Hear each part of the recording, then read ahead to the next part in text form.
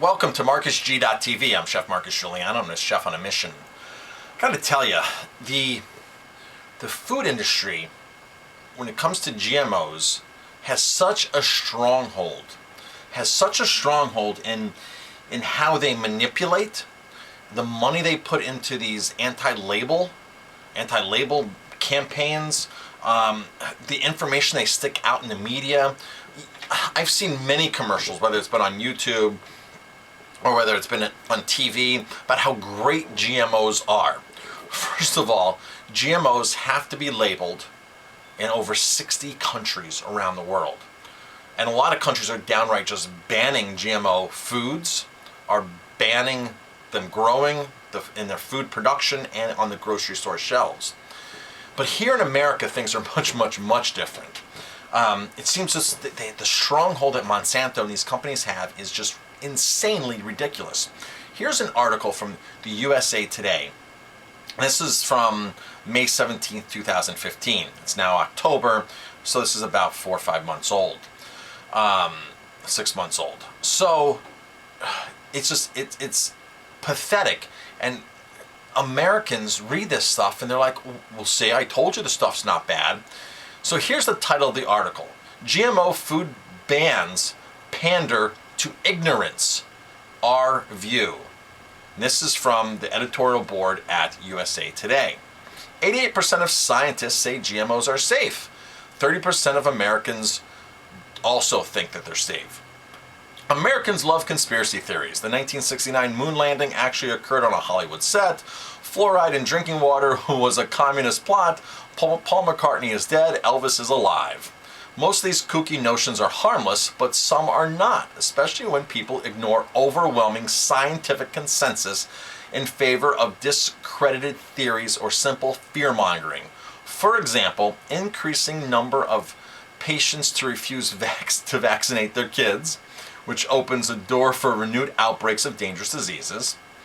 Some politicians insist that human-caused climate change is a hoax, which impedes efforts to deal with the threat. Now, despite overwhelming scientific evidence to the contrary, most Americans believe that food altered by genetically modified organisms, GMOs, is harmful, based upon the misinformation companies and the beginning to ban foods that contain GMOs. This is just amazing that a newspaper like this would come out. I mean, I shouldn't say it is amazing. It's par for the course.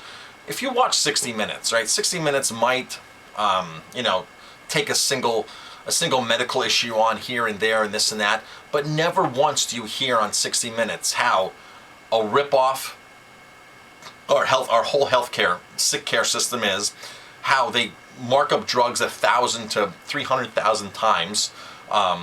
On the cost, when pills cost $1 to put it in the bottle, drug companies are charging $80, $90, $150.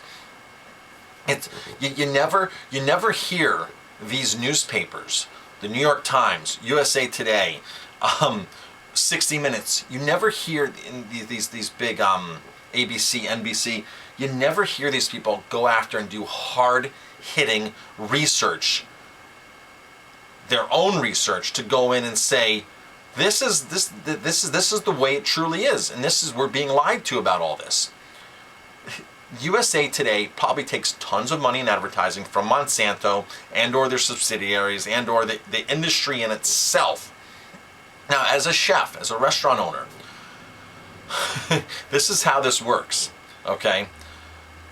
If I want a write-up, typically in a magazine, in a newspaper, if I want a write-up, I've gotten lots of write-ups. I've turned down a lot of write-ups. I've turned down a ton of write-ups because as they're writing you up, as they're writing a story on you, they then pitch you to place an ad. And I've been told flat out from lots of magazines and newspapers that we only write on people that place ads, okay? Now that happens on a smaller level, it happens on a bigger level. It's a total scam, joke. It's not journalism. It's not journalism at all. This thing that USA Today is putting out was probably written by Monsanto or the industry, or it was probably written by somebody who was paid to write it, okay? 88% of scientists say GMO foods are safe. What 88% of scientists? The 88% of scientists that are actually work for these companies? Or 88% of truly independent scientists have done their homework?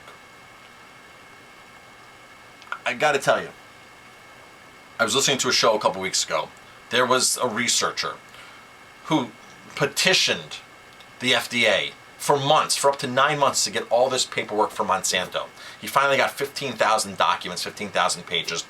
And the stuff that he had that's in this, he had to go to his congressman to get all this. It was a big runaround.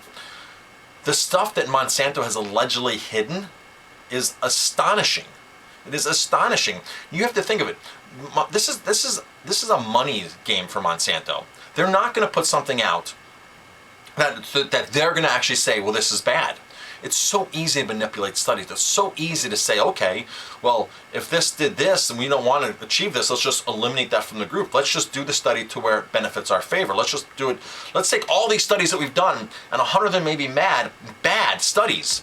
Maybe not bad studies, but maybe been a negative effect. But here's 2 studies that we can actually say we can work with. So here's the science we're going to put out there. Here's the so-called science.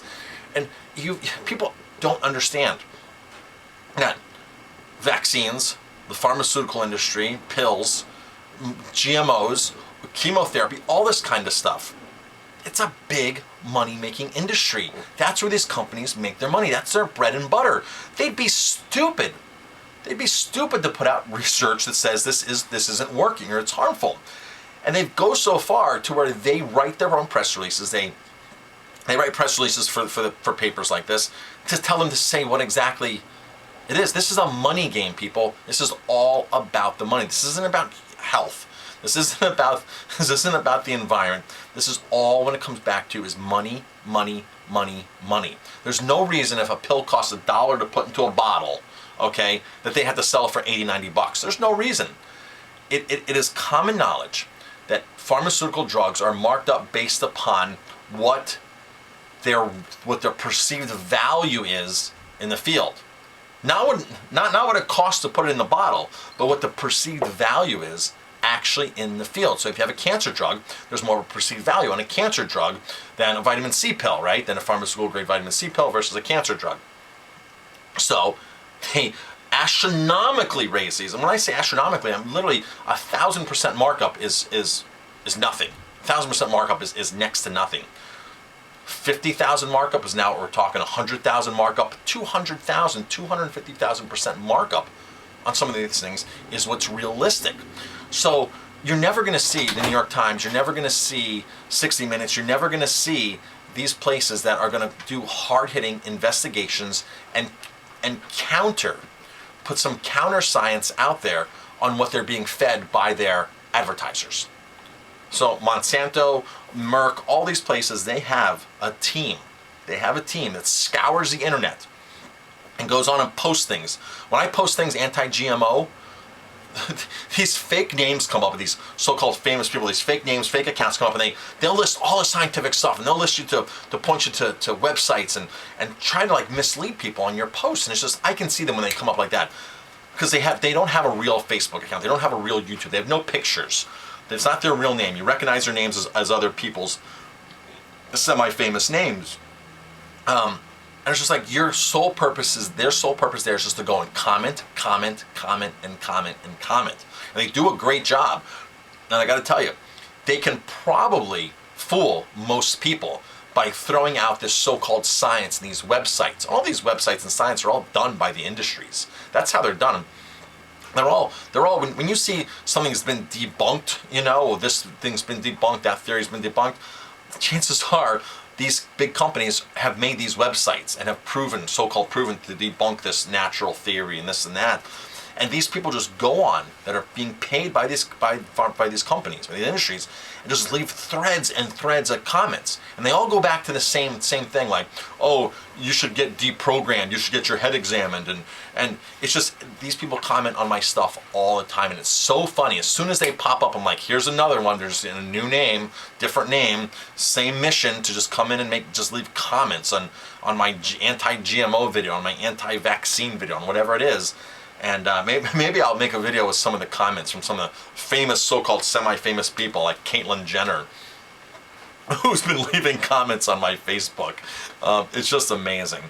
So when you read stuff like this, you just, for every one article like this that exists, GMO, 88% of science say GMOs are safe. If you go to a true progressive website, if you go to websites that are that aren't taking money from these people, that are doing true investigations, true journalism, you're going to find 100 more that say this is totally not the case whatsoever, and it's total nonsense. And here's some of the issues, and here's some of the questions that we need to be asking, and why aren't we getting answers from the GMO industry, and why aren't we getting answers from this?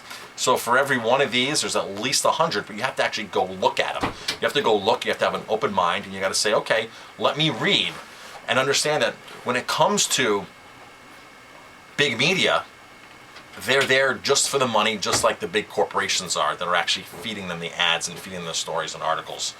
I'm Chef Marcus Giuliano. Thanks for watching. If you like my videos, please hit like, subscribe to my channel, and definitely pass it on.